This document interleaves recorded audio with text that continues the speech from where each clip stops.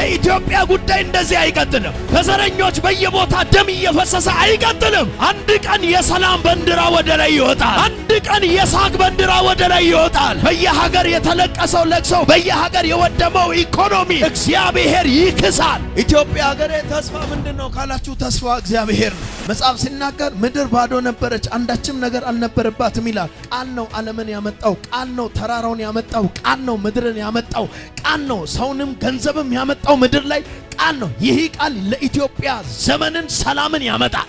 እኔ አሁንም ለኢትዮጵያ ምድር ተስፋ ወርጣ አላይ ለኢትዮጵያ የሚታየኝ ይህ የለቅሶ ምዕራፍ አልፎ እስቲ አወዛውዙ እጆቻችሁ ሻካታራ ባዲ ጋባዲያ ንጹህ ውሃ ከባንዲራው ላይ ሲፈሳይ በደንብ ስሙ።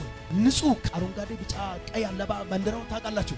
ከዛ ባንዲራ ላይ ንጹህ ውሃ ሲፈስ ብዙ ሰዎች በዛ ውሃ ሲታጠቡ ያ ውሃ እየጠጡ ሲረኩ እያየው እቺ መልእክት የሆነ ጊዜ ስለምትሆን ነው። በደንብ ስሙኝ። እግዚአብሔር ምስክሬ ነው። አላውቅም ኢትዮጵያን የሚያስጠራ ታላላቅ ነዳዶች ሲፈልቁ እያየው ነኝ። ለዚህ ከተማ እግዚአብሔር እንደሚያደርግ የሚያምን ሰው ጮሆ አሜን ይበል። ኢትዮጵያ ሐዘኗን ትረሳለች። ኢትዮጵያ ዋይቷን ትረሳለች። ኢትዮጵያ እልል ትላለች። ወደ እግዚአብሔር እጆቿን ታነሳለች። ኢትዮጵያ ላይ ሰላም ይመጣል። ሃሌሉያ!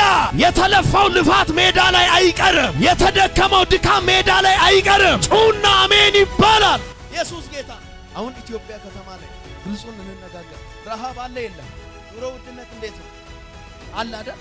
ሁሉም ቦታ እግዚአብሔር ይቀይራል። ስሙኝ፣ ሰማሪያ ከተማ ከሆነው ረሃብ ኢትዮጵያ ላይ የሆነው አይበልጥም። ሰማሪያ ከተማ የሆነው ረሃብ ልጇን አርዳ ቀቅላ በልታለች የወለደች እናቷ።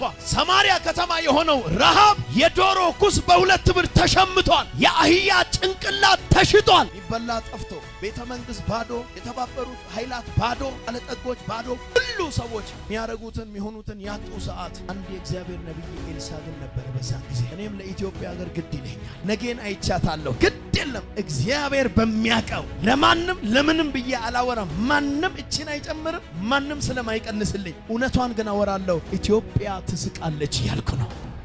የእናቶች ማፀን እንደገና ደስታን ይሰማል እያልኩ ነው። አይኖቻችሁ ላይ እንደገና የሳቅ እንባ ይወጣል እያልኩ ነው። ጩሁና አሜን በሉ ባካችሁ። ጥቂት ጊዜ በኋላ ሀገራችን ላይ የመጣው ሁሉ ሲያልፍ ታዩታላችሁ። ለኢትዮጵያ ግን የሚሰማው ይሄ ነው። ባንዲራዋ ላይ ንጹህ ውሃ ሲፈስ አሁንም አይቻል። አጨብጭብ ለጌታ።